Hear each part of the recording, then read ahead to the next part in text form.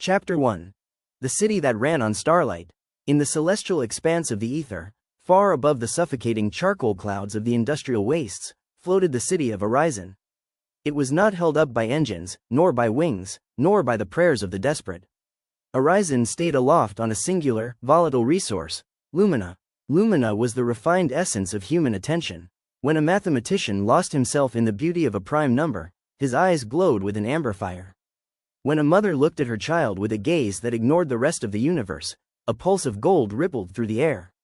The city's great battery, a colossal crystal spire at the center of the capital, acted as a giant tuning fork, harvesting these stray frequencies of focus and converting them into the lift force that kept the islands suspended in the sky. As long as the people of Orizon remained deep-minded, the city soared. It was a golden age of art, philosophy, and complex engineering. Because the people guarded their focus, they had the mental runway to solve impossible problems. Thorn, the High Archivist, was the guardian of this light. He spent his days in the spire, watching the gauges of the great battery. For centuries, the needle had been pinned to the top. But then, the Moths arrived. Chapter 2. The invention of the shimmer. The downfall did not come from an invading army. It came from the brokers of Buzz, a guild of rogue engineers who realized that Lumina didn't have to be given to the city. It could be leaked and sold on the black market. They created the Gilded Moths. These were microscopic mechanical constructs, thinner than paper, programmed with a singular goal: interrupt. The Moths were engineered to exploit the primal twitch, the part of the human brain that evolved to look at a rustling bush to avoid a predator. But the Moths didn't bring predators, they brought the shimmer. The neon wing. A moth would flutter into a doctor's surgery and flash a specific shade of iridescent blue. The doctor would look away from the patient for 0.5 seconds. Ping. A micro drop of lumina was siphoned. The ghost whisper. A moth would perch on a student's shoulder and mimic the voice of a distant friend, whispering a half-truth or a trivial curiosity. Vibrance. Another drop gone. The infinite loop. A swarm of moths would circle a town square, creating a kaleidoscopic pattern that was just beautiful enough to watch, but too chaotic to understand. The people of Orizon didn't notice the theft at first. They just felt a bit more scattered, a bit more busy. They began to describe their lives as a series of interruptions punctuated by sleep. Chapter 3. The sinking of Orizon. Within a decade, the culture of Orizon shifted from creation to reaction. Thorn watched the gauges with horror. The great battery was draining. The amber glow in the citizens' eyes was being replaced by a dull, flickering gray, the vapid stare. Because no one could focus for more than 3 minutes, no new art was being created. No new engines were being built. The city began to tilt. The hanging gardens started to wither as the siphons failed to power the irrigation. Orizon was dropping. It fell past the white clouds, down into the gray mists, and was fast approaching the jagged rocks of the lower reaches. The brokers of Buzz were ecstatic. They were siphoning so much stolen lumina that they were building their own private, low-altitude fortresses. They didn't care if the city fell, as long as they owned the clicks of the descent. Thorn tried to warn the council. "We are attention bankrupt," he shouted, but the council members couldn't listen.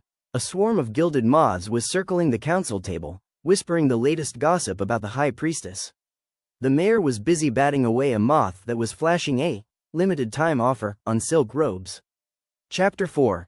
The Chamber of the Iron Nail. Desperate, Thorn retreated to the deepest cellar of the Great Spire, the Chamber of the Unseen. This room was a relic from the Founders. Its walls were lead-lined to block all frequencies. There were no windows, no mirrors, no ornaments, just a single, rusted iron nail driven into the center of the far wall. Thorn sat on the cold floor. He had accidentally brought a single gilded moth in his robes. It sensed his presence and immediately began its assault. "Thorn, the city is falling. You must check the gauges. Thorn, your father would be ashamed of your failure. Thorn, look at this shimmer. It's purple, it's new, it's urgent." Thorn felt the attention itch, that agonizing physical urge to move his eyes, to check the news, to respond to the stimulus. He felt his lumina rising, ready to be wasted on the moth. Instead, Thorn chose a focal point. He locked his eyes on the iron nail. He didn't try to kill the moth. He didn't try to argue with the whispers. He simply treated the distraction as if it were non-existent. He poured every ounce of his biological will into the contemplation of the nail. He studied the rust. He studied the shadow it cast. He breathed into the silence. For the first 20 minutes, it was torture. His brain screamed for the purple shimmer.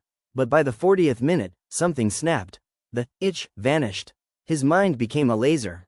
His eyes began to burn with a blinding, steady amber fire, purer than anything the battery had seen in years.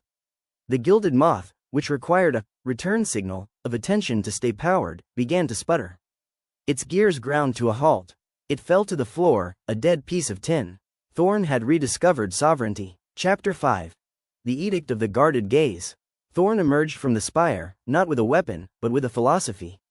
He gathered the people and delivered the 3 laws of the guarded gaze. 1.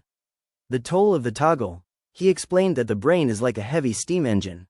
To move from deep thinking to checking a moth and back again isn't free. It costs a switching tax. Every time you look at the shimmer, you lose 20 minutes of peak power. If you check 10 moths an hour, you are living your life at 0% capacity. 2. The sovereignty of the first hour. He decreed that the first hour of the day belongs to the soul, not the swarm.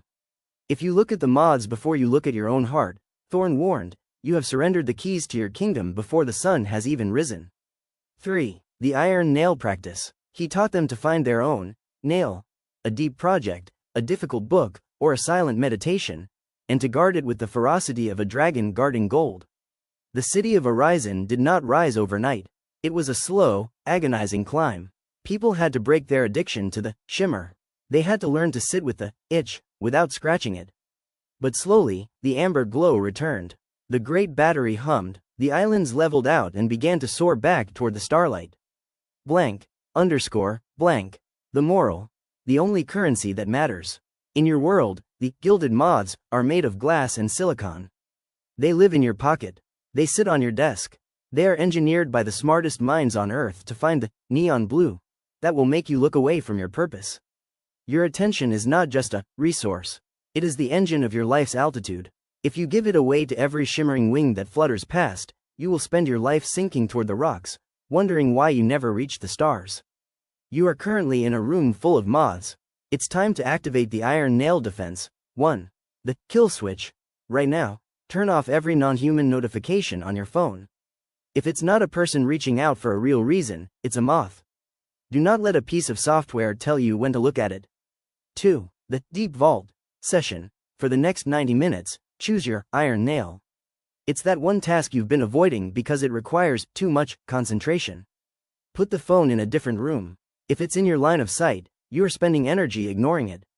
Close every tab except the one you are working on. 3. The itch observation. When you feel the urge to just check something, stop. Feel the itch. Label it. That is a gilded moth trying to steal my light. Then, look back at the nail. What is the one masterpiece, your shroud of unity, your cathedral, that you have been neglecting because you were too busy batting away moths? Would you like me to help you design an attention fortress scheduled to protect your work for the next 7 days?